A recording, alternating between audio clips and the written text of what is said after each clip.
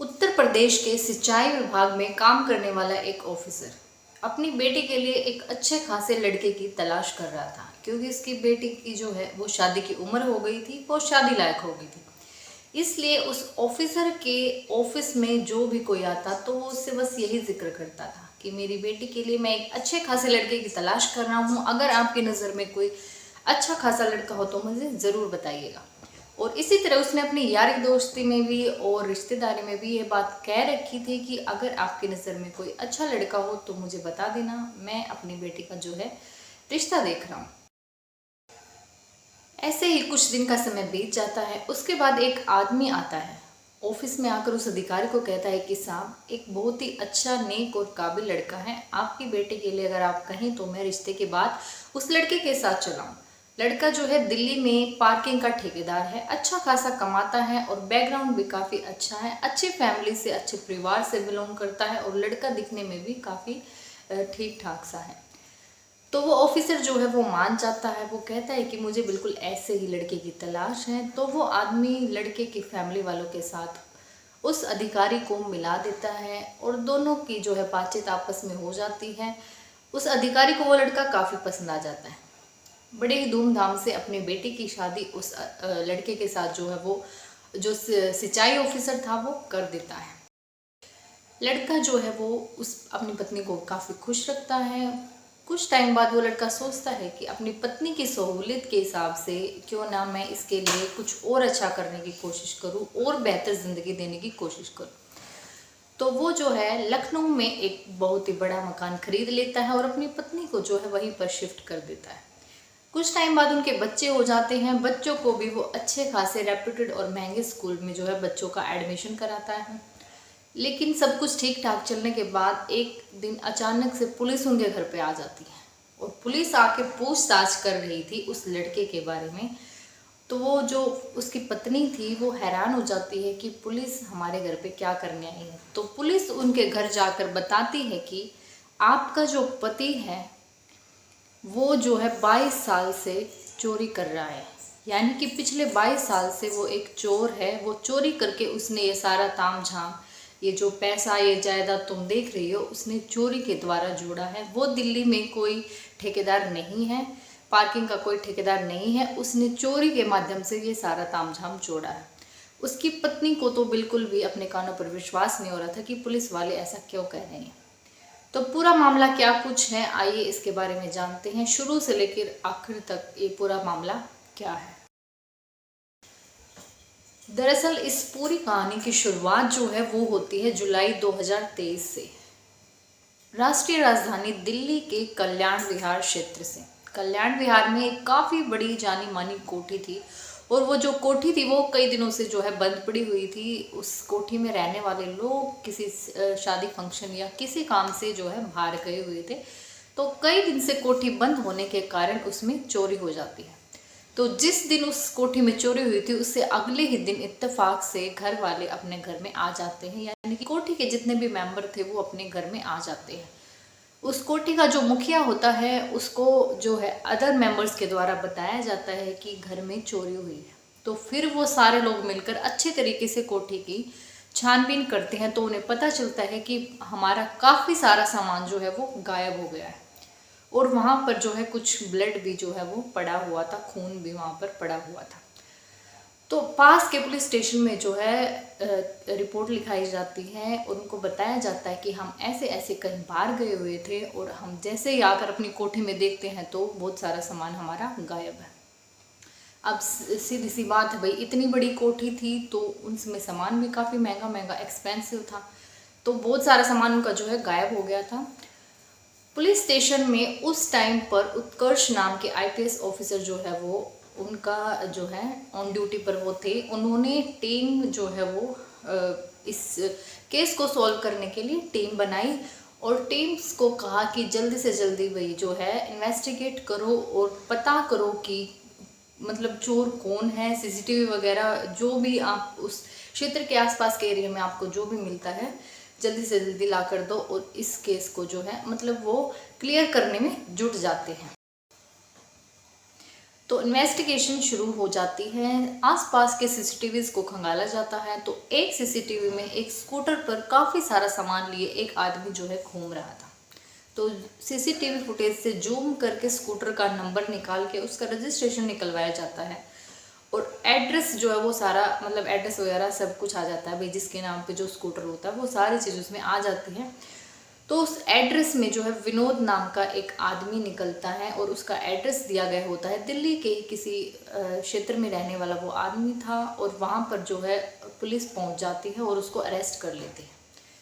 दरअसल जो विनोद था वो मूल रूप से तो नेपाल का निवासी था, लेकिन अभी वो कुछ टाइम से दिल्ली में रह रहा था। तो वो जो है पुलिस को कहता है कि आप मुझे क्यों गिरफ्तार कर रहे हो, मेरी क्या गलती है, मैंने क्या जुर्म किया। तो पुलिस वाले बताते हैं कि स्कूटर पर तुम ऐसे सामान लेके घूम रहे थे और उस क्षेत्र में ही घूम रहे थे जहाँ पर जो है चोरी हुई है, तो हो ना हो चोरी सिर्फ तुमने ही की है। तो वो बताता है कि ये स्कूटर तो मेरा है लेकिन इसको मैं नहीं चलाता हूँ, इसको मेरे जीजा जी चलाते हैं, यानी कि मनोज चौबे, वो नाम बताता है अपने जीजा जी का, और वो चलाते हैं। आप चाहो तो मेरे जीजा जी से कांटेक्ट कर सकते हो, उनसे बातचीत कर सकते हो। तो पुलिस जो है उस आदमी की फ़ोटो देखकर हैरान हो जाती है, उस मनोज चौबे की, यानी कि पुलिस के हिसाब से उसका नाम मनोज चौबे तो था ही नहीं। तो पुलिस एक दो दिन में उसको भी अरेस्ट कर लेती है, उसे ढूंढती है, उसके बाद उससे पूछताछ शुरू की जाती है। पूछताछ के दौरान पुलिस को पता चलता है कि मनोज चौबे जो है उत्तर प्रदेश के सिद्धार्थ नगर का रहने वाला है। तो पुलिस की एक टीम सिद्धार्थ नगर में लोगों से पूछताछ के लिए चली जाती है। तो वहाँ मनोज चौबे के घर के आसपास के लोगों से पूछताछ की जाती है। तो लोग बताते हैं कि मनोज चौबे की तो अच्छी खासी इनकम है, कमाई है, वो तो किसी हाल में भी चोरी नहीं कर सकता। दिल्ली में उसके दो तीन जो है कोठे हैं, मकान हैं, जैसे कि अरविंद नगर, भजरा नगर, और दो तीन जगह उन्होंने बताई। और उन्होंने बताया कि यह दिल्ली में पार्किंग का ठेकेदार भी है, वहाँ से भी इसकी अच्छी खासी इनकम आती है। और तो और शोहरतगढ़ में अस्मिता लॉज के नाम से उसका एक लॉज भी है। अस्मिता यानी कि उसकी पत्नी का नाम था, उसके नाम पर एक लॉज बनाया गया है, वहाँ से भी उसकी अच्छी खासी इनकम आती है। दूसरी बात, नेपाल में उसका एक बहुत ही बड़ा होटल है, वहाँ से भी उसकी अच्छी खासी इनकम होती है। और दिल्ली में ही एक जगह पर उसका बहुत ही बड़ा हॉस्पिटल है, उस हॉस्पिटल का जो है 1 महीने का रेंट जो है वो 2 लाख रुपए, तो वहाँ से भी उसकी अच्छी खासी इनकम होती है। 2-3 मकान तो वो लोग दिल्ली के अंदर उसके बताते हैं और एक मकान वो लखनऊ में भी उसका बताते हैं, जहाँ पर उसकी अस्मिता नाम की जो पत्नी है वो बच्चों के साथ रहती है। और जो दिल्ली वाले मकान है वहाँ पर भी सपना नाम की उसकी दूसरी पत्नी रहती है। तो पुलिस जो है वो असमंजस में पड़ जाती है कि कहीं हम गलत लोग के पास तो नहीं आ गए, क्योंकि इस आदमी की तो इतनी लंबी चौड़ी प्रॉपर्टी है, कहीं होटल है, कहीं हॉस्पिटल है, इतने सारे मकान हैं, इतने सारे कमाई के इनकम के सोर्स हैं, तो क्या हमने किसी गलत इंसान को तो नहीं पकड़ लिया। तो वहाँ से सारी इन्फॉर्मेशन इकट्ठा करके पुलिस जो है, जो पुलिस की टीम है, वो वापस आकर अपने जो सीनियर हैं उनको सारी इन्फॉर्मेशन देती है कि ऐसे ऐसे इस इंसान के बारे में ये बातें हैं। तो जो उच्च अधिकारी हैं, यानी कि जो सीनियर्स हैं, वो उससे पूछताछ करते हैं। तो वो बताता है कि शुरू में तो वो पुलिस वालों को एक कहानी सुनाता है कि वो साल 1997 में नेपाल से उत्तर प्रदेश के सिद्धार्थ नगर में आया था और यहाँ पे आकर किसी पुलिस स्टेशन में कैंटीन में काम करने लगा था। तो एक दिन उसे चोरी करने का मौका मिल गया, यानी कि पुलिस स्टेशन की कैंटीन में ही वो इंसान चोरी कर देता है और वो पकड़ा जाता है और उसे पकड़कर जेल में डाल दिया जाता है। लेकिन छोटी मोटी चोरी होने के कारण उसे कुछ टाइम बाद छोड़ भी दिया जाता है।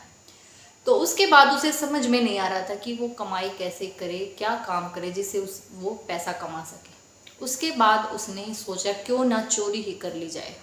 तो वहाँ से उसकी जर्नी स्टार्ट होती है। ये उस समय की बात है जब सीसीटीवी कैमराज नहीं होते थे और उसने जितनी भी चोरियाँ की, जो भी किया, अपने बलबूते पर किया, अकेला ही वो चोरी करता था। कोई उसने ग्रुप नहीं बनाया था और अकेला ही वो जो है सारी चोरियाँ करता था। फिर उसने बताया कि बड़ी बड़ी कोठियों को मैं निशाना बनाने लगा। दिल्ली में ही अलग अलग इलाके हैं, जैसे कि मॉडल टाउन, प्रीतमपुरा, इस टाइप के जो है कॉलोनीज थी, जहाँ पर मैं जो है बड़ी बड़ी कोठियों को निशाना बनाता था। मैं पहले कई दिन पहले मतलब कि जाकर देखता था कि जैसे कि न्यूज़पेपर कई दिन से इकट्ठा पड़े हुए हैं कोठियों के बाहर, तो मैं समझ जाता था कि कोई नहीं है अंदर। जो पेड़ पौधे हैं वो सूख जाते थे या तो बिना पानी दिए। जो मतलब कि जो बड़ी बड़ी कोठियाँ उनमें तो ऐसे ऐसे चीज़ें नॉर्मली होती हैं भाई, काफ़ी सारे पेड़ पौधे वगैरह लोग लगा लेते हैं।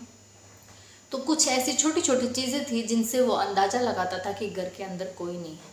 जैसे पेड़ के पत्ते वगैरह, कूड़ा वगैरह घर के सामने इकट्ठा हो जाना, साफ सफाई नहीं होना, इस चीज़ से भी वो अंदाज़ा लगाता था कि घर के अंदर कोई नहीं है।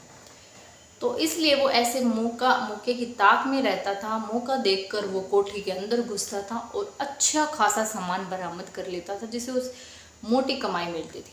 और उस सामान को वो तुरंत ही बेच देता था और कहीं दूर जाकर बेचता था ताकि उस पर शक ना हो। और वो बताता है कि लगभग 9 चोरियों में उसका जो है नाम भी आया, लेकिन वो हमेशा पुलिस वालों को जो है अपना नाम बदल कर बताता था, इसलिए वो कभी पकड़ा नहीं गया, वो बच गया। लगभग 22 साल तक लगातार चोरी करते करते वो बहुत बड़ा करोड़पति बन गया था। नेपाल में उसने जो है होटल खोल रखा है, दिल्ली में उसके 2-3 मकान हैं, उसका हॉस्पिटल है, उसकी पत्नी का लॉज है, लखनऊ में उसका एक घर है, उसके अलावा उसकी 2-2 पत्नियां हैं। दिल्ली में जो है नेपाल के विनोद नाम की, जो मैंने आपको स्टार्टिंग में बताया, विनोद नाम का जो लड़का है उसकी बहन के साथ उसने शादी कर ली, जिसका नाम सपना है। यहाँ दिल्ली के एक घर में तो वो सपना के साथ रहता है। और उत्तर प्रदेश के सिंचाई कर्मचारी की बेटी के साथ उसने शादी की, उसको उसने लखनऊ में रखा हुआ है और अपने बच्चों को भी वो वहीं रखता है। एक अच्छे खासे स्कूल में जो है उनकी पढ़ाई करवा रहा है। और इसकी फैमिली वालों को भी आज तक ये नहीं पता कि भाई ये चोरी करके ये पैसा कमाता है और ये सारा तामझाम इसने चोरी के पैसों से जोड़ा है। बल्कि सबको इसने ये कह के गुमराह कर रखा था कि मैं पार्किंग का ठेकेदार हूँ।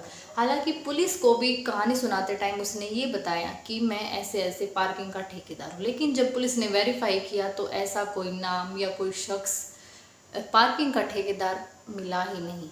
उसका मतलब जो वेरीफाई करते टाइम सारी चीज़ें उसकी झूठ निकलती जा रही थी, उसकी चोरी जो है पकड़ी जा रही थी, उसकी बात साफ साफ झूठ साबित हो रही थी।